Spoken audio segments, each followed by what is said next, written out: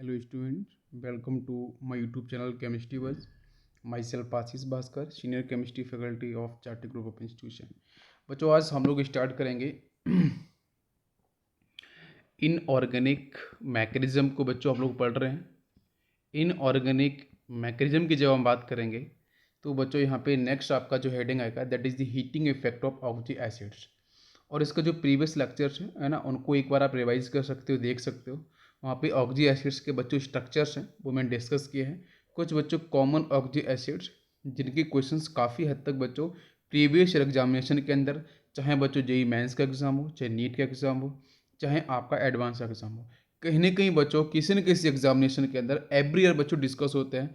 तो इस कॉन्सेप्ट को आप लोग बिल्कुल ध्यान से देखना और बिल्कुल आपको डेफिनेटली बच्चों 100% आपको समझ में भी आएगा। तो बच्चों स्टार्ट करते हैं अपन। तो सबसे पहले बच्चों हम लोग बात करेंगे बेटा क्लोरीन को लेके। तो बच्चों क्लोरीन जो आपका एलिमेंट है, वैसे तो बच्चों नेचर के अंदर बच्चों ये डायटोमिक फेज में स्टेबल होता है Cl2 के अंदर, बिकॉज ऑक्टेट थ्योरी बच्चों डिफाइन होता है। तो कहीं ना कहीं बच्चों क्लोरीन के पास होते हैं बच्चों 7 बैलेंस इलेक्ट्रॉन्स। तो 7 बैलेंस इलेक्ट्रॉन्स बच्चों क्या करते हैं भाई, अगर इसको इलेक्ट्रॉन मिल जाएगा बच्चों क्लोरीन एटम को, तो बेटा 8 मतलब ऑक्टेट कंप्लीट हो जाएगा। तो बच्चों अपने सेम एटम से मतलब होमो एटोमिक होमो डायटोमिक मॉलिक्यूल्स बच्चों आसानी से जनरेट कर लेते हैं। हैलोजेंस की हम बात कर रहे हैं। अब बच्चों यहाँ पे जब हम ऑक्सी एसिड्स की बात करते हैं तो ऑक्सी एसिड्स के अंदर बच्चों क्लियर दिख रहा है कि बच्चों यहाँ पे ऑक्सीजन प्रेजेंट होगा, एज वेल एज बच्चों जब एसिड्स की बात हो रही है तो कहीं ना कहीं बच्चों आपके पी ब्लॉक के नॉन मेटल्स प्रेजेंट होंगे। क्या बात समझ में आ रही है? और कुछ पर्टिकुलर नॉन मेटल्स हैं बच्चों, तो उनके बारे में ही हम पढ़ेंगे, है ना। बाकी के बारे में जब मैं आपको पी ब्लॉक के बारे में पर्टिकुलर ग्रुप पढ़ाऊंगा तो वहाँ पे उसके स्पेसिफिकेशन मैं हर किसी एलिमेंट के बारे में एक्सप्लेन करूंगा, राइट। ओके तो देखो बच्चों यहाँ पे क्लोरीन का बच्चों मैक्सिमम ऑक्सीडेशन नंबर कितना होता है, तो आप बोलोगे सर क्लोरीन का मैक्सिमम ऑक्सीडेशन नंबर होगा +7। क्या बोलोगे आप? क्लोरीन का मैक्सिमम होगा आपका +7। भाई +7 का मतलब बच्चों ग्रुप नंबर। अगर बच्चों हम बात करें क्लोरीन का मिनिमम ऑक्सीडेशन नंबर कितना होगा, तो बच्चों हम निकालते हैं ग्रुप नंबर -8, राइट। तो यहाँ बच्चों ग्रुप नंबर -8 करते हैं तो बच्चों आपको -1 मिलेगा। 7 - 8 मतलब -1 मिलेगा। तो कहीं ना कहीं आपका जो क्लोरीन है बच्चों, जो भी मैं रिपीट कर रहा हूँ एक बात को, कि किसी भी कंपाउंड के अंदर क्लोरीन अगर प्रेजेंट है तो बच्चों उसका ऑक्सीडेशन नंबर आपका +7 से लेके इंक्लूडिंग +7 से लेके -1, और -1 को भी अपन को इंक्लूड करते हैं तो -1 से लेके +7 तक बच्चों डिफरेंट टाइप के कंपाउंड्स करेगा जनरेट। अगर आप क्वेश्चन बोलोगे क्या सर जीरो ऑक्सीडेशन नंबर आएगा, डेफिनेटली आगे बेटा। आप देख सकते हो Cl2 के अंदर जीरो ऑक्सीडेशन नंबर क्या +1 शो करता है? बिल्कुल। +2 शो करेगा, बिल्कुल। +6 +3 +4 +5 +6 +7, ये सारे के सारे आपकी डिफरेंट ऑक्सीडेशन स्टेट जो मैं डिफाइन कर रहा हूँ, बता रहा हूँ आपको, मतलब इन बिटवीन -1 और +7 के बीच में इन बिटवीन जितने भी आपको ऑक्सीडेशन नंबर देखेंगे वो भी कंपाउंड कहीं ना कहीं आपको मिलेंगे। क्लियर है? या फॉर्मेशन होंगे नेचर के अंदर क्लोरीन के। अब सुनना ध्यान से। अब बच्चों मैक्सिमम बेटा मैंने +7 डिफाइन किया, मिनिमम आपका -1 है। ये बात आपको यहाँ पे समझ में आ गई है? ठीक है। अब नेक्स्ट पॉइंट सुनना कि बच्चों अगर आपके किसी भी जनरली हम ऑक्सी एसिड्स को हीट करते हैं तो बच्चों यहाँ पे ऑक्साइड का फॉर्मेशन होता है और प्लस बच्चों वाटर मॉलिक्यूल्स का फॉर्मेशन होगा। ठीक है। जैसे एग्जांपल बच्चों मैं स्टार्ट करूं तो उसके पहले मैं आपको बताना चाहूंगा कि बच्चों ऑक्साइड्स ऑफ क्लोरीन कौन कौन से होते हैं। तो देखो बच्चों नेचर के अंदर ऑक्साइड्स ऑफ क्लोरीन बच्चों स्पेसिफिकली बच्चों बताऊं तो आपको बेटा 4 आपको ऑक्साइड्स मिलेंगे। फर्स्ट बेटा मिलेगा Cl2O, नेक्स्ट मिलेगा आपका Cl2O3, नेक्स्ट मिलेगा आपको Cl2O5, नेक्स्ट मिलेगा आपको Cl2O7, राइट। यहाँ पे ऑक्सीडेशन होता जा रहा है, देख सकते हो बच्चों +1 से +3 हुआ है, +3 से +5, नेक्स्ट +5 से +7। मैंने आपको पीरियोडिक टेबल के अंदर डिस्कस किया था कि बच्चों अगर आप देख सकते हो तो यहाँ पे अगर Cl2O से Cl2O3 की तरफ आपने मूव किया है, Cl2O3 से बच्चों Cl2O5 की तरफ मूव किया है, Cl2O5 से Cl2O7 की तरफ मूव किया है, मतलब आप बात कर सकते हो कि फर्स्ट कंपाउंड से बच्चों हम फोर्थ कंपाउंड की तरफ मूव कर रहे हैं। तो कहीं ना कहीं आपका ऑक्सीडेशन नंबर बच्चों इंक्रीज कर रहा है +1 +3 +5 +7। तो ऑक्सीडेशन नंबर इंक्रीज कर रहा है तो कहीं ना कहीं एसिडिक स्ट्रेंथ भी आपकी इंक्रीज करती है, राइट। तो आपकी एसिडिक स्ट्रेंथ भी क्या होगी? डेफिनेटली इंक्रीज करेगी। और वैसे भी मैंने बताया था कि अगर बच्चों सेंट्रल एलिमेंट आपका सेम होता है तो उस केस में अगर बच्चों पॉजिटिव चार्ज इंक्रीज कैसा जाएगा, मैंने इलेक्ट्रोनेगेटिविटी कॉन्सेप्ट के अंदर बच्चों डिस्कस किया था आपको एसिडिक स्ट्रेंथ और बेसिक स्ट्रेंथ के बारे में। तो अगर बच्चों आपका पॉजिटिव चार्ज बढ़ता जाएगा, मतलब बच्चों यहाँ पे कहीं ना कहीं आपका जो क्लोरीन है वो अपने एसिडिक स्ट्रेंथ को इंक्रीज करता जाएगा, जहाँ पे फोर्स ऑफ अट्रैक्शन भी कहीं ना कहीं बच्चों Cl2O7 मॉलिक्यूल से वो ज़्यादा शो करेगा इलेक्ट्रॉन्स के साथ। डेफिनेटली बच्चों तो आपका Cl2O7 के साथ फोर्स ऑफ अट्रैक्शन मैक्सिमम होगा, तो इसकी एसिडिक स्ट्रेंथ भी क्या होगी, मैक्सिमम होगी। बात समझ में आपको आ गई? ठीक है, अब सुनना ध्यान से। अगर बच्चों में Cl2O7 को अगर मैं वाटर मॉलिक्यूल्स के साथ अगर ऐड कर देता हूं, तो यहां से बनने वाला जो एसिड होगा, क्यों, देखो बच्चों, ये आपका non metallic oxide when mixed with water molecules then always formation of oxy acids, then always formation of oxy acids. तो बच्चों यहाँ पे ऑक्सी एसिड्स जो बनेगा वो आपका होगा इनऑर्गेनिक एसिड। क्या होगा बच्चों? इनऑर्गेनिक एसिड होगा। अब वो जो एसिड होगा कहीं ना कहीं बच्चों आप देख सकते हो इसका ऑक्सीडेशन में जो Cl2O7 बेटा क्लोरीन का ऑक्सीडेशन में कितना है, +7। तो जो बेटा बनेगा ये एसिड, उसका जो ऑक्सीडेशन नंबर होगा डेफिनेटली बेटा मैक्सिमम होगा। क्या +7 होगा, हम बताएंगे उसके बारे में। लेकिन बेटा अभी एक पॉइंट यहाँ पे ये देखो कि कहीं ना कहीं यहाँ पे जो एसिड्स बनेगा बच्चों वो स्ट्रॉन्ग एसिड होगा। कैसा होगा? जबरदस्त और बच्चों स्ट्रॉन्ग एसिड होगा। अगर बच्चों मैं बात करता हूँ Cl2O के बारे में, तो अगर इसका बच्चों इस ऑक्साइड का बच्चों अगर मैं हाइड्रोलिसिस कर रहा हूँ, तो यहाँ से जो भी आपको मिलेगा बच्चों, आपको जो भी एसिड मिलेगा, इनऑर्गेनिक एसिड मिलेगा, ऑक्सी एसिड्स मिलेगा, उसका बेटा एसिडिक स्ट्रेंथ डेफिनेटली क्या होगा, मतलब वीक एसिड कैटेगरी में वो चला जाएगा। ये बेसिक पॉइंट तो आपको मैं पहले भी डिस्कस कर चुका हूँ। अभी चलो बच्चों हम लोग स्टार्ट करते हैं बेसिक क्वेश्चन से। तो बच्चों हमारे पास फर्स्ट ऑक्सी एसिड है HClO। तो HClO को बच्चों मैं हीट करना चाह रहा हूँ, डिकम्पोज करना चाह रहा हूँ, हीटिंग इफेक्ट दिखाना चाह रहा हूँ इस ऑक्सी एसिड्स का। तो देखो बच्चों यहाँ पे HClO के बेटा मैंने 1 मॉलिक्यूल्स लिया है, इसको बेटा ऑक्सीडेशन नंबर कितना आएगा, +1 आएगा। जब बच्चों इसको हम हीट करेंगे तो बच्चों देखो यहाँ से क्या है बेटा, जब ऑक्सी एसिड को अपन हीट करते हैं तो वाटर मॉलिक्यूल्स आसानी से रिमूव होता है, मतलब बेटा एक वाटर मॉलिक्यूल्स आपका बाहर चला जाएगा, बिल्कुल फिक्स हो गया। अब वाटर मॉलिक्यूल्स के जाने के पीछे रीजन क्या है कि बच्चों किसी भी कंपाउंड के पास अगर बच्चों हाइड्रोजन और ऑक्सीजन प्रेजेंट है तो डेफिनेटली वहां से वाटर मॉलिक्यूल्स बाहर जाएगा। बेटा बचेगा क्या क्या, तो वो समझना जरूरी है भाई। यहाँ पे कितने बच्चों हाइड्रोजन मॉलिक्यूल्स बेटा बाहर निकले, ओनली 1 मॉलिक्यूल ऑफ H2O। जहां बच्चों हाइड्रोजन कितना है भाई, हाइड्रोजन के एटम्स आपके 2 हैं, मतलब यहाँ देखो बच्चों हाइड्रोजन कितना है, ओनली 1 एटम, तो मतलब 2 का मल्टीप्लाई अपन यहाँ करेंगे बच्चों, 2 कॉफिशिएंट हो जाएगा बेटा एसिड का। तो कहीं ना कहीं देखो बच्चों आपका H2 तो बैलेंस हो गया है, ऑक्सीजन बच्चों बैलेंस नहीं हुआ है ना, और क्लोरीन बच्चों 2 हो गया है। तो अभी बच्चों यहाँ पे क्या है, कोई 2 क्लोरीन और आपका यहाँ पे 1 ऑक्सीजन बचेगा, तो Cl2O का फॉर्मेशन होगा। इसका मतलब क्या है कि जब हम Cl2O को बच्चों वाटर मॉलिक्यूल्स में बच्चों मिक्स कर रहे हैं, हम वाटर मॉलिक्यूल्स में डाल रहे हैं Cl2O को, तो डेफिनेटली बच्चों HClO का फॉर्मेशन होगा। क्या बात समझ में आई? मतलब इसको रिवर्स करके बोल सकते हो आप, हालांकि मैं यहाँ पे फॉरवर्ड क्यों बोलूँ, मैं हीटिंग इफेक्ट के बारे में बात कर रहा हूँ। अगर बेटा मैं क्या बोलूंगा, हाइड्रोलिसिस ऑफ Cl2O, तो डेफिनेटली इसका रिवर्स हो जाएगा, सिंपल सा स्टेप है। तो मतलब देखो बच्चों हाइड्रोलिसिस और आपका हीटिंग इफेक्ट के प्रोसेस में आपका जो ऑक्सीडेशन नंबर है बच्चों वो जनरली चेंज नहीं होता है, लेकिन कुछ केसेस में चेंज होगा। तो कहाँ चेंज होगा मैं बात करूंगा बच्चों पे डिस्प्रोपोर्शनेशन को लेके, और किस तरीके से चेंज होगा वो भी हम बात, कुछ स्पेसिफिक आपकी रिएक्शंस होती हैं। लेकिन जनरली मैं बात करूं, मोर देन 95% बात करूं, तो आपका ऑक्सीडेशन नंबर में चेंज नहीं होगा। तो देखो बच्चों यहाँ पे HClO का ऑक्सीडेशन नंबर कितना है बच्चों, +1। तो भाई जब इसका +1 है तो बेटा यहाँ पे आपका +3 वाला कंपाउंड नहीं बन सकता, +5 वाला कंपाउंड बेटा नहीं आ सकता, नहीं बच्चों आपका +7 वाला आ सकता। तो आंसर कौन सा होगा बच्चों, +1 वाला ही होगा, मतलब Cl2O का फॉर्मेशन होगा। तो ये कुछ बेसिक आपका यहाँ पे प्रोसेस हुआ। लेकिन अब मैं बताऊंगा यहाँ पे बच्चों इसका इजी मेथड के अकॉर्डिंग कैसे आंसर बनता है। तो देखो बच्चों HClO को अगर बच्चों मैं हीट कर रहा हूं, तो हीट करने से पहले क्या है कि बच्चों यहाँ पे अब डाइमराइजेशन करा लो। क्या बच्चों, डाइमराइजेशन बच्चों करा लेते हैं। तो यहाँ से बच्चों क्या होगा, H2Cl2O2। आप और सिंपल सा समझो, सिंपल सा पॉइंट क्या है कि बच्चों यहाँ पे 1 हाइड्रोजन था, 1 ऑक्सीजन था HClO के अंदर, तो क्या वाटर मॉलिक्यूल्स बेटा रिलीज हो सकता है, लेकिन बेटा मॉलिक्यूल्स के अंदर का हाइड्रोजन ऑक्सीजन प्रेजेंट है तो वाटर मॉलिक्यूल्स रिलीज होगा डेफिनेटली, राइट। क्योंकि बेटा अब ऐसा तो होता नहीं कि बीकर के अंदर एक ही मॉलिक्यूल्स होता है HClO का, बहुत सारे मॉलिक्यूल्स होते हैं। तो अपन क्या बच्चों करते हैं, हम लोग ये करते हैं कहीं ना कहीं कितने वाटर मॉलिक्यूल्स रिलीज हो सकते हैं बैलेंसिंग के अकॉर्डिंग।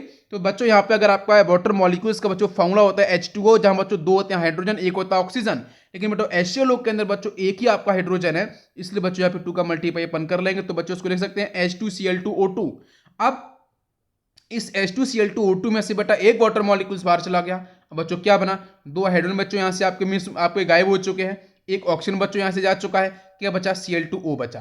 तो Cl2 is the answer, it is easy method. तो चाहे आप इजी मेथड से सॉल्व करो। मैंने बच्चों यहाँ पे ऑक्सीडेशन नंबर का नाम नहीं लिया बच्चों इजी मेथड के अंदर, मैंने यहाँ पे डायमेंशन कराया और आंसर तक बच्चा मैं पहुंचूँ।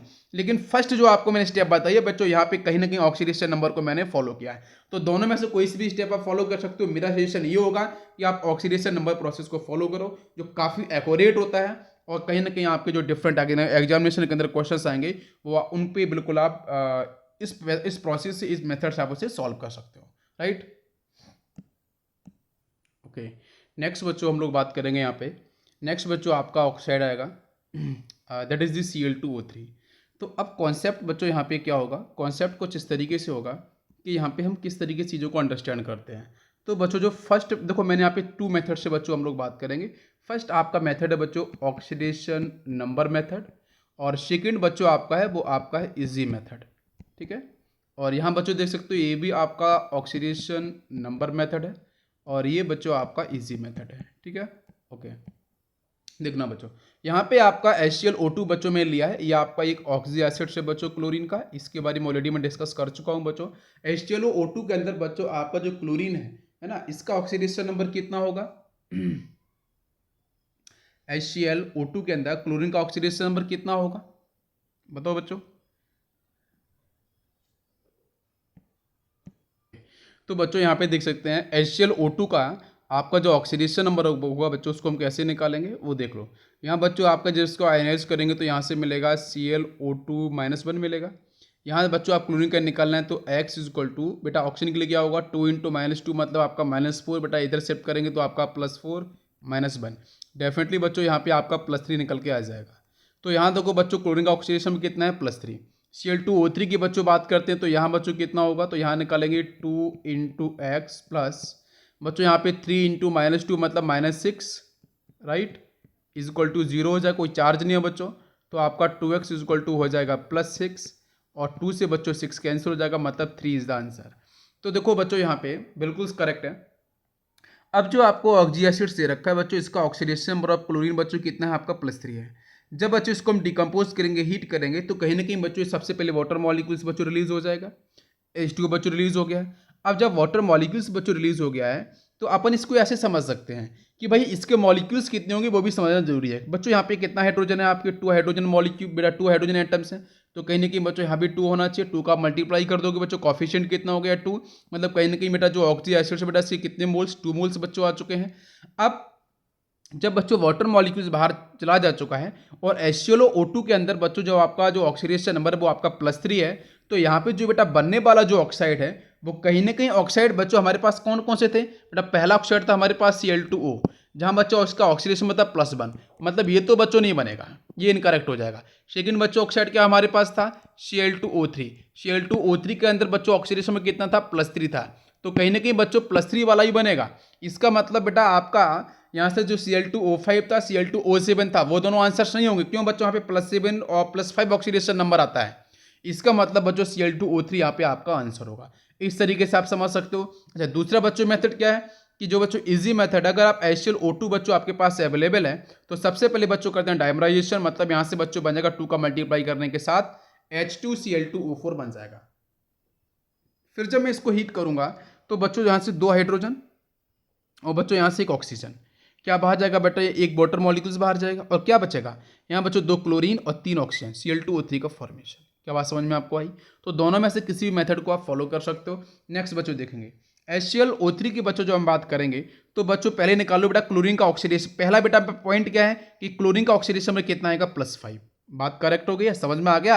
अब +5 बेटा यहाँ पे इसको मैंने हीट कर दिया, इस ऑक्सी एसिड्स को मैंने हीट कर दिया है। इस ऑक्सी एसिड को मैंने जैसे हीट किया तो कौन सा ऑक्साइड बनेगा, तो बेटा ऑक्साइड पे जाने के लिए अपने पास बच्चों मैंने जैसे बताया था Cl2O5 और एक बच्चों बचा आपके पास Cl2O7।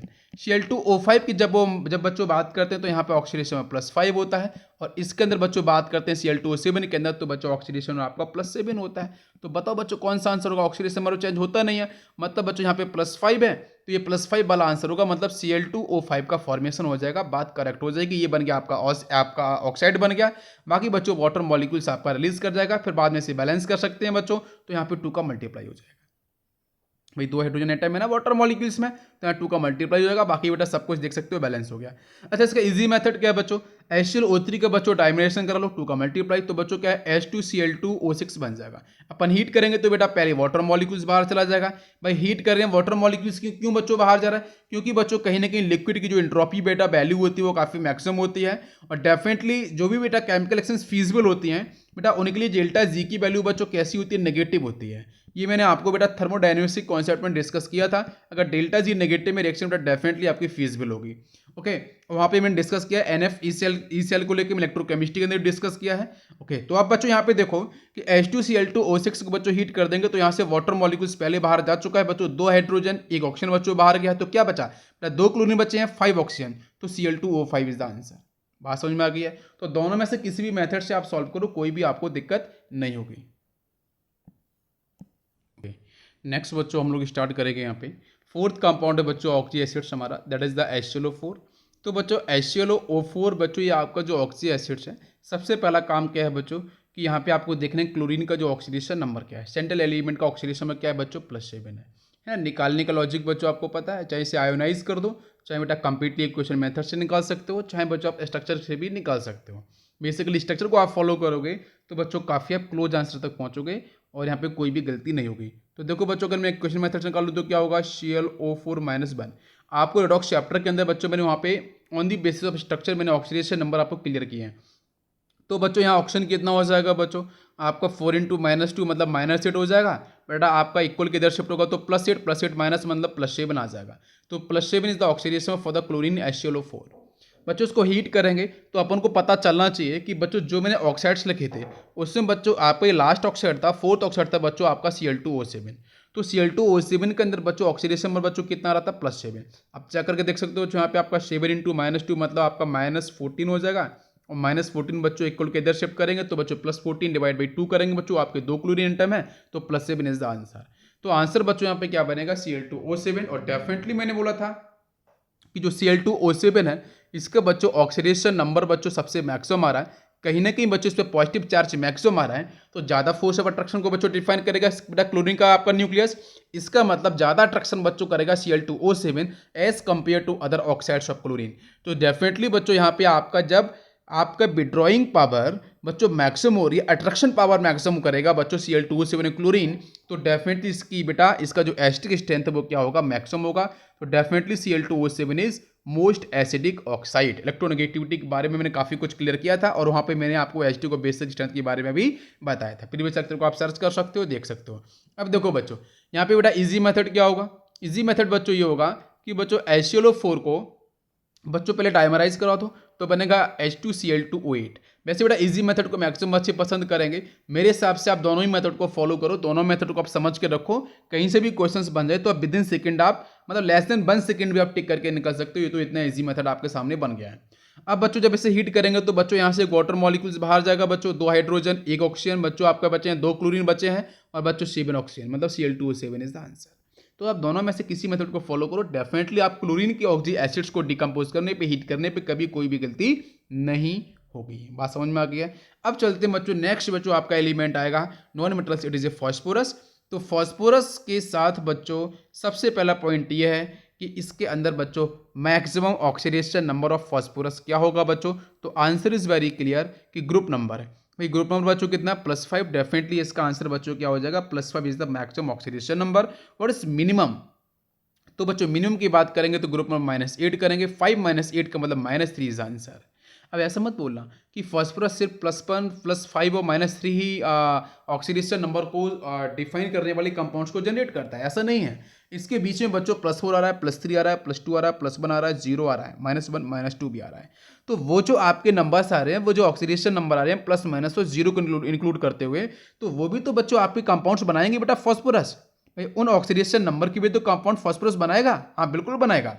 लेकिन क्वेश्चन ये है कि बच्चों जो इन बिटवीन आता है, तो इन बिटवीन आने के पीछे सीधा सा लॉजिक यहाँ पे क्या है बेटा, हम बात कर रहे हैं फॉस्फोरस को लेके, ध्यान से सुनना। जब इन बिटवीन बच्चों आएगा तो उस केस में बच्चों होता है आपका डिस्प्रपोर्शनेशन रिएक्शन, मतलब बच्चों ऑटो रिडॉक्स रिएक्शन होगा। क्या होगा, ऑटो रिडॉक्स, मतलब +5 और -3 के इन बिटवीन अगर बच्चों कोई भी ऑक्सीडेशन नंबर आ रहा है, ध्यान से सुनो फिर से, किसी भी गिवन ऑक्सी एसिड्स के अंदर अगर बच्चों आप सेंट्रल एलिमेंट फॉस्फोरस का ऑक्सीडेशन नंबर निकाल रहे हो, अगर वो +5 और -3 के इन बिटवीन आ रहा है, तो डेफिनेटली बच्चों वहाँ पे क्या होगा, डिस्प्रपोर्शनेशन रिएक्शन होगा। What is the mean of disproportionation reaction या ऑटो रेडॉक्स रिएक्शन का मतलब, बेटा इसका मतलब एक ही एलिमेंट का ऑक्सीडेशन एंड रिडक्शन, एक ही एलिमेंट का ऑक्सीडेशन हो, उसी एलिमेंट का रिडक्शन हो। जैसे ए आपका एलिमेंट है बच्चों, इससे A+1 में चेंज होना मतलब ऑक्सीडेशन हो रहा है, इससे -1 में जाना A-1 के अंदर मतलब आपका रिडक्शन हो रहा है। तो this is called disproportionation reaction. तो ऐसा बच्चों होगा। अब ऐसा क्यों होगा? ऐसा इसलिए होगा कि अगर बच्चों सपोज आपका यहाँ पे बेटा किसी भी कंपाउंड का ऑक्सीडेशन नंबर बच्चों फॉस्फोरस अगर +4 आ गया, तो +4 वाला स्टेबल होने के लिए बच्चों क्या करेगा, बच्चों एक बार ऑक्सीडाइज करेगा, एक बार रिड्यूस करेगा। मतलब बच्चों जब ये ऑक्सीडाइज करेगा तो +5 की तरफ मूव करेगा। लेकिन क्या +4 वाला कभी +6 में जा सकता है बेटा आपका फॉस्फोरस? तो आंसर होगा नो। क्यों? क्योंकि +5 के हम ऊपर नहीं जा सकते हैं। फॉस्फोरस ऐसा कोई भी कंपाउंड नहीं बनाता है बच्चों जहां पे ऑक्सीडेशन नंबर +6 आपकी जाती हो। तो मतलब एक बार ऑक्सीडेशन होगा तो बच्चों +5 का आंसर बनेगा, एक बार रिडक्शन होगा तो बच्चों -3 तक आपका मूव करेगा। क्या बात समझ में आई? अब यहाँ पे मैं एक इंपॉर्टेंट नोट पे और चलता हूँ। इंपॉर्टेंट नोट बच्चों ये है कि बच्चों +5 और -3 के मैंने कुछ कंपाउंड्स लिखे हैं और यही कंपाउंड आपके लिए बहुत इंपॉर्टेंट है। जैसे बच्चों +5 अगर बच्चों ऑक्सीडेशन नंबर मतलब आप देख सकते हो कि जब डिस्प्रपोर्शनेशन रिएक्शन होगी तो डिस्प्रपोर्शनेशन रिएक्शन के अंदर बच्चों आपका H3PO4 मतलब बेटा ऑर्थोफॉस्फोरिक एसिड, ऑर्थोफॉस्फोरिक एसिड्स अगर बच्चों में यहाँ पे वाटर मॉलिक्यूल्स को रिलीज करता हूं तो बेटा ऑर्थो का मतलब क्या, common, it is a common acid of phosphorus. अगर बच्चों यहाँ से वाटर मॉलिक्यूल्स में बाहर निकालूंगा तो 2 हाइड्रोजन 1 ऑक्सीजन बाहर चला जाएगा।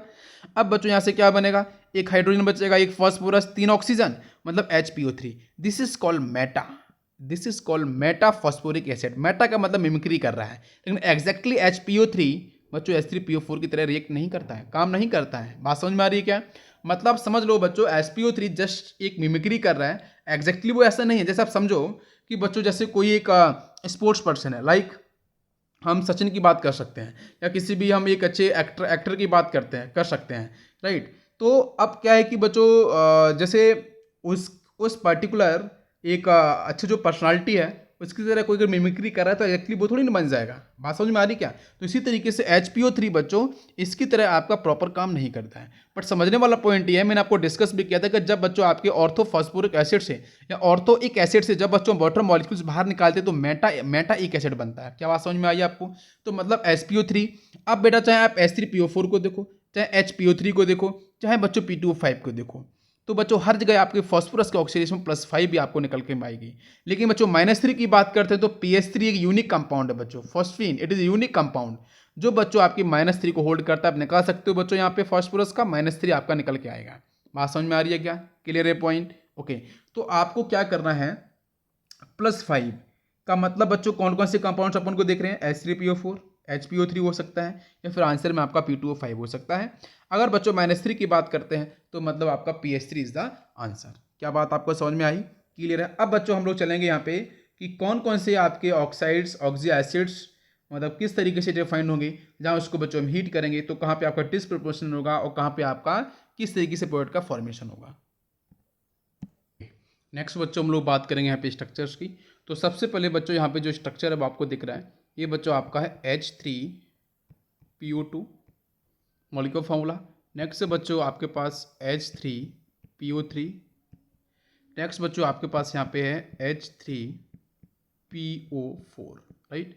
बेटा H3PO2 का बच्चों आपका स्ट्रक्चर ये रहा, H3PO3 बच्चों इस तरीके से बनेगा और H3PO4 आपका इस तरीके से डिजाइन होगा। बच्चों फॉस्फोरस का आपके जो बैलेंस इलेक्ट्रॉन्स होते हैं दैट इज द 5 का मतलब बच्चों यहाँ पे आपका एक हाइड्रोजन है, मतलब बच्चों यहाँ से बेटा 3 आपके हाइड्रोजन यहाँ पे हैं, तो इसका मतलब बच्चों कहीं ना कहीं यहाँ पे आपके OH पार्ट आप डेफिनेटली 2 बनाना चाहोगे। इसके बारे में कल भी मैंने बताया था। यहाँ पे बच्चों हम बात करते हैं कि जो भी स्ट्रक्चर्स बने वहाँ पे बॉन्ड पेयर्स मैक्सिमम हो, लॉन पेयर्स मिनिमम हो। जितना कम लॉन पेयर्स होगा स्टेबिलिटी बच्चों उतनी ही अधिक होगी। वैसे मैं केमिकल बॉन्डिंग पढ़ाऊंगा ना तो वहाँ पे मैं ज़्यादा बेटर आपको बता पाऊंगा कि आपका कोई भी गिवन मॉलिक्यूलर फॉर्मूला का एग्जैक्टली स्ट्रक्चर ऐसा ही क्यों बना है ना, डिफरेंट स्ट्रक्चर्स क्यों नहीं बना है। तो जैसा आपके दिमाग में जो भी कन्फ्यूजन्स होंगे वो मैं कन्फ्यूजन्स वहाँ पे आपके कंप्लीट में कर दूंगा, ठीक है। बाकी अभी आप यहाँ पे ध्यान से समझो। तो बच्चों फर्स्ट आपका है H3PO2, ये बच्चों आपका है it is a mono basic acid, एक H प्लस बच्चों बाहर, कौन सा H प्लस बच्चों बाहर जाएगा, ये वाला मोस्ट एस्टिक हाइड्रोजन। यहाँ बच्चों आपके 2 बेटा H बाहर जाएंगे because it is attached with oxygen atom, oxygen is most electronegative atom. तो डेफिनेटली बच्चों यहाँ से आपके 2 H प्लस बाहर जाएंगे, तो बच्चों इसको हम क्या बोलेंगे, कहीं ना कहीं बच्चों 2 H प्लस अगर बाहर जाए तो इसका नाम क्या होगा, it is dibasic acid. Next देखो बच्चों यहाँ पे 3 बेटा हाइड्रोजन, ये 1 2 3, तीनों ही बच्चों H प्लस की फॉर्म में बाहर चले जाएंगे ऑन द हाइड्रोलिसिस। तो डेफिनेटली बच्चों आपका यहाँ पे होगा डीजे ट्राई बेसिक एसिड। क्या बात समझ में आई बेटा, ऑक्सीडेशन में क्लियर हो चुका है, +1 +3 +5। अब एक क्वेश्चन ये है कि अगर इन बिटवीन अगर बच्चों ऑक्सीडेशन नंबर आ रहा है, मतलब +5, हम बेटा बात कर रहे हैं फॉस्फोरस की, +5 और -3 के इन बिटवीन अगर आ रहा है तो डेफिनेटली डिसप्रोपोर्शनेशन रिएक्शन होगा, जहाँ पे बेटा ऑक्सीडेशन भी होगा और आपका रिडक्शन भी होगा।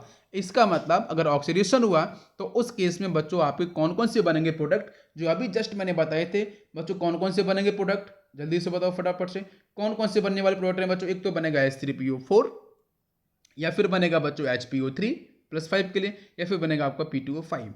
अगर बच्चों आपका मिनिमम मतलब -3 के अंदर होगा बच्चों, मैग आपके मिनिमम के अंदर होगा, तो PS3 बनेगा सिर्फ एक आंसर। मतलब यहाँ से क्वेश्चन को बच्चों स्टार्ट कर लेते हैं। फर्स्ट क्वेश्चन है बच्चों हमारे पास H3PO2। ध्यान से सोचो बच्चों, H3PO2 की बात करेंगे अपन, तो H3PO2 को मैं पहले और थोड़ा बताना चाहता हूँ कि अगर बच्चों डिसप्रोपोर्शनेशन रिएक्शन होगी तो हमारे पास बच्चों ये 3 ऑक्सी एसिड्स हैं, 1 2 3, ये तीनों ही ऑक्सी एसिड्स में कौन सा ऑक्सी एसिड्स है जो बच्चों आपके डिसप्रोपोर्शनेशन में पार्टिसिपेट करेगा। तो आप बोलोगे सर +5 वाला नहीं करेगा, क्यों, +5 तो मैक्सिमम हो गया, तो भाई मैक्सिमम वाला तो कभी पार्टिसिपेट बेटा करेगा ही नहीं, इन बिटवीन वाला करेगा, मतलब +3 वाला, या +3 बच्चों इन बिटवीन आ रहा है -3 और +5 के बीच में, और कहीं ना कहीं बच्चों +1 भी आपका +5 और -3 के इन बिटवीन आ रहा है। तो डेफिनेटली आपका आंसर होना चाहिए कि सर फर्स्ट और सेकंड ये डिसप्रोपोर्शनेशन रिएक्शन के अंदर दिखने वाले हैं, और आपका जो थर्ड है मतलब H3PO4 जो दिख रहा है बच्चों, वो आपका डिसप्रोपोर्शनेशन में पार्टिसिपेट नहीं करेगा। क्या बात आपको समझ में आई, क्लियर ये पॉइंट, ओके। अब देखो बच्चों, जब हम H3PO2 को बच्चों अपन हीट कर रहे हैं, डिकम्पोज कर रहे हैं बेटा, हीटिंग इफेक्ट के बारे में बात करेंगे बेटा, फॉस्फोरस का ऑक्सीजन में कितना है बच्चों, +1 यहाँ पे होगा, डेफिनेटली +1 होगा। अब जब बच्चों +1 आ रहा है तो मतलब यहाँ पे बच्चों इन बिटवीन आ रहा है, इन बिटवीन का मतलब बेटा यहाँ पे आपका क्या होगा, यहाँ पे आपका डिसप्रोपोर्शनेशन रिएक्शन होगा। तो बेटा एक बार फॉस्फोरस बच्चों क्या होगा, मैक्सिमम की तरफ मूव करेगा +5 की तरफ, और एक बार बच्चों क्या होगा आपकी मिनिमम मतलब माइनस किधर बच्चों, -3 की तरफ मूव करेगा, और -3 का मतलब बच्चों आपका PS3 का फॉर्मेशन हो गया, एक आंसर ये मिल जाएगा। और दूसरा आंसर बच्चों क्या मिलेगा, भाई PS3 के अंदर बच्चों -3 +1 से बच्चों -3 होगा, तो कहीं ना कहीं ऑक्सीडेशन में डिक्रीज का रिडक्शन हो गया, बात समझ में आई क्या। और जब बच्चों ये +1 से बड़ा आपको एक आंसर मिल चुका, रिडक्शन का आंसर मिल चुका, ऑक्सीडेशन का आंसर क्या होगा, तो बच्चों यहां से मिलता है H3PO3। मतलब जस्ट एक आप ऊपर जाओगे, जो आपको यहाँ पे एसिड दे रखा है, उस एसिड से एक्चुअली बच्चों यहाँ पे हम बात कर रहे हैं ना, वो हम क्या कर रहे हैं, मैक्सिमम ऑक्सीडेशन नंबर से कम ऑक्सीडेशन नंबर कंपाउंड्स की ऑक्सी एसिड्स की बात कर रहे हैं। तो उस केस में बच्चों यहाँ पे जो बनेगा आपका ऑक्सीजन, जब बेटा ऑक्सीडेशन होगा तो उस केस में जो आपका एसिड मिलेगा वो कहीं ना कहीं बच्चों क्या होगा, एक ऑक्सीजन आपका ऐड हो जाएगा, या फिर आप ऐसे बोलो कि कहीं ना कहीं आपका ऑक्सीडेशन होने पे एक मोर अधिक एक एसिड आपका मिलने वाला है, ठीक है। तो बच्चों यहां से मिलेगा H3PO3, लेकिन H3PO3 बच्चों फर्दर आपका ब्रेक कर जाएगा PS3 के अंदर और H3PO4 के अंदर। तो what is the answer, answer बच्चों आपका ये होगा, ये दिख रहा है क्या, this is the correct answer. तो बच्चों यहाँ पे बनेगा H3PO4 और मिलेगा आपको PS3। बात समझ में बेटा, यहाँ पे देखो फॉस्फोरस देखो बच्चों, एक बार बेटा ऑक्सीडेशन होगा तो यहाँ पहुंचेगा H3PO4 के अंदर, और बच्चों एक बार आपका आंसर है। लेकिन एक्चुअली में क्या है कि बच्चों NCERT के अंदर डिफरेंट टीचर्स आपको बोलेंगे H3PO2 को हीट करेंगे अपन तो H3PO4 मिल जाएगा और PS3 मिल जाएगा, बट एक्चुअली प्रोसेस क्या है, प्रोसेस ये कि H3PO2 बच्चों पहले H3PO3 में चेंज होगा, then H3PO3 further modified into H3PO4 and PS3। क्या बात आपको समझ में आई, क्लियर है कॉन्सेप्ट, ओके। बात करेंगे यहाँ पे, now come to the H3PO3। तो बच्चों H3PO3 को बच्चों में हीट करूंगे इस ऑक्सी एसिड्स को फॉस्फोरस के, तो बच्चों इसका ऑक्सीडेशन नंबर +3 होता है। तो बच्चों इसको हीट करेंगे तो बच्चों यहाँ से एक्चुअली आंसर बच्चों क्या मिलेगा, यहाँ से आंसर बच्चों मिलेगा H3PO2 आंसर मिलेगा एंड PS3 मिलेगा। भाई इसका बच्चों +3 आ रहा है, हम बेटा फॉस्फोरस को लेके बात करेंगे तभी बेटा इस कॉन्सेप्ट को आपको ध्यान देना है, ठीक है। तो देखो बच्चों +3 आने का मतलब क्या बच्चों, डिसप्रोपोर्शनेशन रिएक्शन होगा। तो बच्चों जब +3 से बच्चों -3 में जाएगा मतलब बेटा आपका रिडक्शन होगा, तो बच्चों PS3 का फॉर्मेशन होगा, एक आंसर आपको ये मिलेगा डेफिनेटली।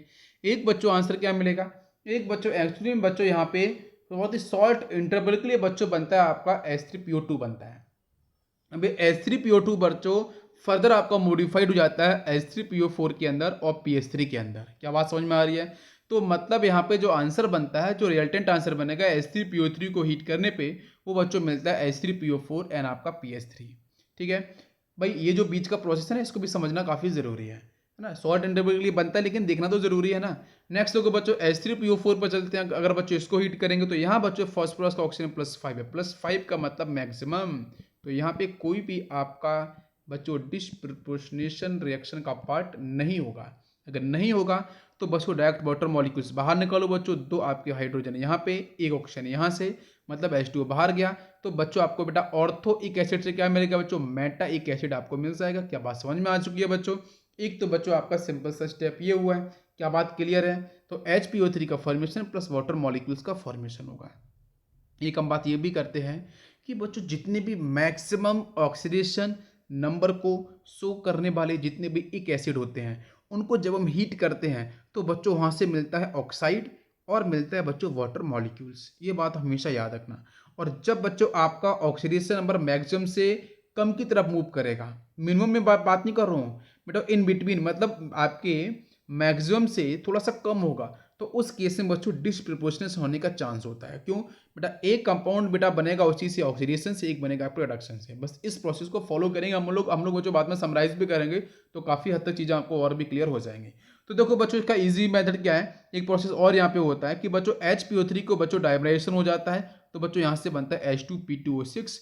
अब बच्चों यहाँ पे 600 डिग्री सेल्सियस बच्चों हम यूज करते हैं टेम्परेचर। तो बच्चों यहाँ से पहले वाटर मॉलिक्यूल्स बाहर जाएगा बच्चों, डिहाइड्रेशन हो जाएगा। तो बच्चों दो हाइड्रोजन एक ऑक्सीजन बाहर चला जाएगा, तो P2O5 is the answer. P2O5 is the answer. आप उल्टा करके देखो इसे बच्चों, P2O5 की जब हम बात करते हैं ना, तो फॉस्फोरस का बच्चों यहाँ पे ऑक्सीडेशन नंबर कितना आता है? 5 into -2 for the oxygen, -10 by 2 मतलब आपका +10/2 मतलब +5। ये +5 आया, ये भी +5 आपको दिख रहा है। तो मतलब क्या है कि बच्चों जब आप एक्चुअली में आप नॉन मेटलिक ऑक्साइड जिसका ऑक्सीडेशन नंबर सबसे हाईएस्ट है पर्टिकुलर एलिमेंट को लेके, नॉन मेटल्स को लेके, बच्चों फॉस्फोरस का +5 मैक्सिमम आता है, मतलब P2O5 मैक्सिमम होल्ड कर रहा है। अगर इसका बच्चों हाइड्रोलिसिस कराओगे, मतलब P2O5 के साथ अगर आप वाटर मॉलिक्यूल्स को जोड़ दे रहे हो, तो बच्चों डेफिनेटली आपको H3PO4 मिलने वाला है। क्यों? क्योंकि P2O5 जो आपका है ये बेटा बहुत ही मोस्ट एसिडिक ऑक्साइड है। और जब बच्चों मोस्ट एसिडिक ऑक्साइड के बेटा हाइड्रोलिसिस कराते हैं तो बच्चों जबरदस्त स्ट्रॉन्ग एसिड मिलता है, और ऑक्सीडेशन नंबर में मॉडिफिकेशन नहीं होता, +5 इसका +5 इसका, मतलब हम उल्टा भी वेरीफाइड कर सकते हैं, समझ सकते हैं। क्या बात समझ में आई? क्लियर है? अब तो एक्चुअली बच्चों उसका प्रोसेस आपका ये हुआ कि H3PO4 से आपका SPO3 बना, वाटर मॉलिक्यूल्स यहाँ बाहर गया। फिर बच्चों HPO3 का बच्चों मैंने आपका यहाँ पे पॉलीमराइजेशन करा दिया, मतलब डाइमर फॉर्म करेंगे बेटा H2P2O6। फर्दर बच्चों हीट करते हैं तो यहाँ से मिलता है P2O5 एंड वाटर मॉलिक्यूल्स। अब बच्चों चलते हैं हम लोग फॉस्फोरस के बाद नाइट्रोजन पे। बेटा क्लोरीन के फिनिश हो चुके हैं, फॉस्फोरस के फिनिश हो चुके हैं, ऑक्सीजन एसिड्स। अब चलते हैं बच्चों नाइट्रोजन पे।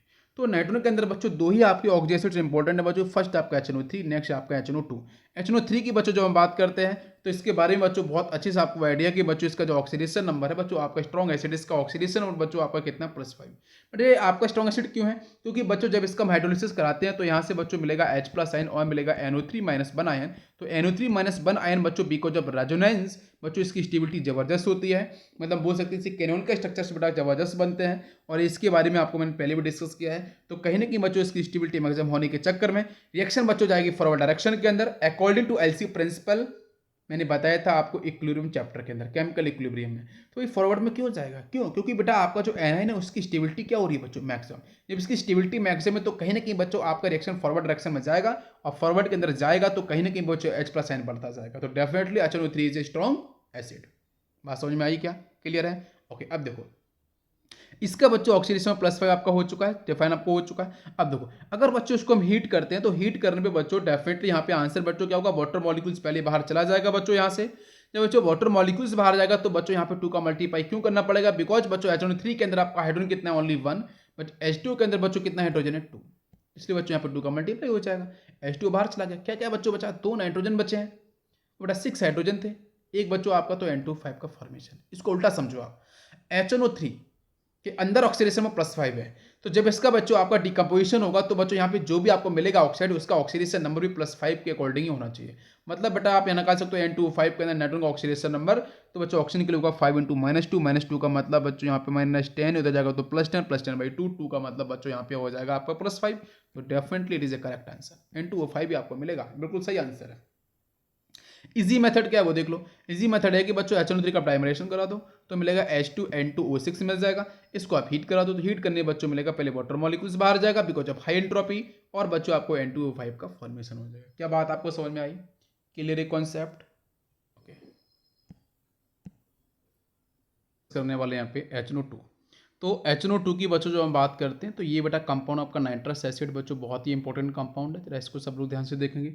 सबसे पहले बच्चों में यहाँ पे आता हूँ कि अगर बच्चों में नाइट्रस एसिड अगर बच्चों आपको मिल रहा है गैसियस फेज के अंदर, अगर बच्चों आपको मिल रहा है if gaseous HNO2 is present, अगर बच्चों नाइट्रस एसिड अगर बच्चों गैसियस फेज में है तो जब बच्चों उसको हम हीट करते हैं तो बच्चों वहाँ से मिलता है NO2 गैस मिलती है, और बच्चों आपको HNO3 मिलेगा, नाइट्रिक एसिड, और बच्चों वाटर मॉलिक्यूल्स का फॉर्मेशन होता है इन गैसेस फेज। स्पेसिफाइड आपको मिलेगा गैसेस फेज में होगा तो NO2 गैस बच्चों आपकी रिलीज होगी, जिसकी बेस में आइडेंटिफाई कर पाते हैं कि बच्चों HNO2 यहाँ पे गैसेस फेज में है। और वैसे भी अगर मैं बताऊं कि अगर बच्चों आप HNO2 को बच्चों हम कलर्ड बोटल्स में रखते हैं लेबोरेटरी के अंदर, क्यों? क्योंकि बच्चों आपके रूम टेम्परेचर पे ही बच्चों आपके जो सनलाइट है, फिर जो आपका मॉइस्चर है, फिर आपका जो टेम्परेचर है बच्चों से रिएक्शन करता है और NO2 और HNO3 और बच्चों H2O मॉडिफाइड कर देता है, चेंज हो जाता है। इसलिए इसको बच्चों हम कलर्ड बोटल्स के अंदर स्पेसिफाइड करूँ तो बच्चों येलो कलर की बोटल्स में जनरली आपको देखने को मिल जाता है HNO2। तो बेटा गैसेस फेज की बात करेंगे तो बच्चों NO2 का फॉर्मेशन होगा, HNO3 का फॉर्मेशन होगा, नाइट्रिक एसिड का और नाइट्रोजन डाइऑक्साइड का, और बच्चों वाटर मॉलिक्यूल्स आपका रिलीज होगा। बट अगर बच्चों यहाँ पे क्वेश्चन स्पेसिफाइड बच्चों लो टेम्परेचर, तो उस केस में बच्चों क्या है आप चेक करो बच्चों यहाँ पे HNO2 के अंदर बच्चों कितना ऑक्सीडेशन बना है बेटा नाइट्रोजन का +3 है। N2O3 के अंदर बच्चों देखो आप क्वेश्चन है कि यहाँ पे N2O3 बना, N2O5 क्यों नहीं बना? क्योंकि आंसर तो बहुत ही क्लियर है। N2O5 बच्चों कहाँ पे बन रहा था? HNO3 के अंदर। यहाँ पे बच्चों क्या बनेगा कि आपका जब एक वाटर मॉलिक्यूल्स बाहर जाएगा तो बच्चों यहाँ पे 2 का मल्टीप्लाई होगा बच्चों HNO2 के साथ। बच्चों क्या क्या बचेगा आप देख सकते हो बच्चों, यहाँ से H2N2O4 कहीं ना कहीं आपका जाएगा। भाई एक वाटर बाहर गया तो मतलब ऑक्सीजन बाहर गया, तो हाइड्रोजन बेटा दोनों ही हाइड्रोजन बाहर जा चुके हैं। और बच्चों यहाँ से आपके 4 ऑक्सीजन एटम से आपके 1 ऑक्सीजन एटम बाहर बेटा जा चुका है, 3 ऑक्सीजन एटम बचे हैं, 2 नाइट्रोजन, तो बनेगा N2O3। और कहीं ना कहीं ऑक्सीडेशन पर बच्चों चेक करो तो ये +3 है, ये भी आपका +3 है। मतलब ऑक्सीडेशन नंबर प्रोसेस जो मेथड है उसके अकॉर्डिंग बच्चों आंसर आपका सही है। तो लो टेम्परेचर बच्चों जो हम बात करते हैं क्वेश्चन में, क्वेश्चन के अंदर बच्चों स्पेसिफाइड होगा, क्यों? क्योंकि बच्चे बहुत अभी समझेंगे यहाँ पे कि कौन से आंसर को हम चूज करें। तो क्वेश्चन में अगर बच्चों लो टेम्परेचर आपको गिवन है तो आपका आंसर ये बनेगा। अगर क्वेश्चन के अंदर बच्चों स्ट्रॉन्ग हीट गिवन है, हाई टेम्परेचर गिवन है, तो आपका आंसर बच्चों बनेगा HNO3 NO गैस, इसको बेटा बोलते हैं नाइट्रोजन मोनोऑक्साइड, या फिर आपका नाइट्रिक ऑक्साइड के भी इसी फॉर्म को बोलते हैं, और बच्चों वाटर मॉलिक्यूल्स का फॉर्मेशन होगा। क्या बात आपको समझ में आ रही है? क्लियर है? ओके। लेकिन जब बच्चों यहाँ पे आपका गैसियस फेज लिखा होगा, गैसियस HNO2 लिखा होगा, तो आंसर NO2 गैस रिलीज होगी, HNO3 और आपका वाटर मॉलिक्यूल्स, ये आपको समझ में आना चाहिए। स्ट्रॉन्ग हीट आपका बेटा स्ट्रॉन्ग हीट, और आपका लोअर टेम्परेचर हाई टेम्परेचर और गैसियस फेज। इसके साथ साथ मैं इजी मेथड पर भी आना चाहूँगा। तो इजी मेथड को बच्चों आप देखो फटाफट से देख लो कि अगर बच्चों इसका मैं ट्वाइस करता हूँ डाइब्रेशन कराऊंगा तो बच्चों मिलेगा H2N2O4, हीट करेंगे तो वाटर मॉलिक्यूल्स बाहर जाएगा और आपका N2O3 का फॉर्मेशन होगा। तो लो टेम्परेचर ले लो और बच्चों इजी मेथड, दोनों ही एक ही बात को डिफाइन कर रहे हैं, ठीक है, ये आपको पता होना चाहिए। लेकिन अगर स्ट्रॉन्ग हीट और हाई टेम्परेचर के बारे में बेटा आंसर आएगा तो HNO3 और NO गैस, और बच्चों आपका NO gas is colourless gas, और बच्चों वाटर मॉलिक्यूल्स का फॉर्मेशन होगा, ठीक है। और जब बच्चों आपका गैसियस फेज की बात कर की जाएगी तो हम बच्चों NO2 HNO3 और वाटर मॉलिक्यूल्स का फॉर्मेशन होगा। अगर बच्चों स्ट्रॉन्ग हीट को लेकर बात करते हैं तो बच्चों यहाँ पे एवरेज ऑक्सीडेशन नंबर आपका बेटा जो कॉन्सेप्ट है वो फॉलो होता है, और डेफिनेटली इनऑर्गेनिक केमिस्ट्री के अंदर जो बच्चों रिएक्शंस होते हैं वहाँ पे आपका average oxidation number concept definitely follow होता है। तो बच्चों ये कॉन्सेप्ट के अकॉर्डिंग बच्चों क्या होगा, बच्चों आप देख सकते हो यहाँ पे आपका +5 बेटा HNO3 के अंदर नाइट्रोजन का ऑक्सीडेशन नंबर, NO की बच्चों बात करते हैं +2 आएगा ऑक्सीडेशन नंबर बच्चों, तो यहाँ पे कितना होगा 5 + 2 × 2 मतलब आपका 4 + 5 9 9/3 का मतलब 3। तो मतलब कहीं ना कहीं बच्चों यहाँ पे आपका 3 आ रहा है स्ट्रॉन्ग हीट करने पर, अब आपका एवरेज ऑक्सीडेशन नंबर। और HNO2 की बात करें तो बच्चों यहाँ भी आपका 3 डिफाइन होता है। क्या बात समझ में आ रही है?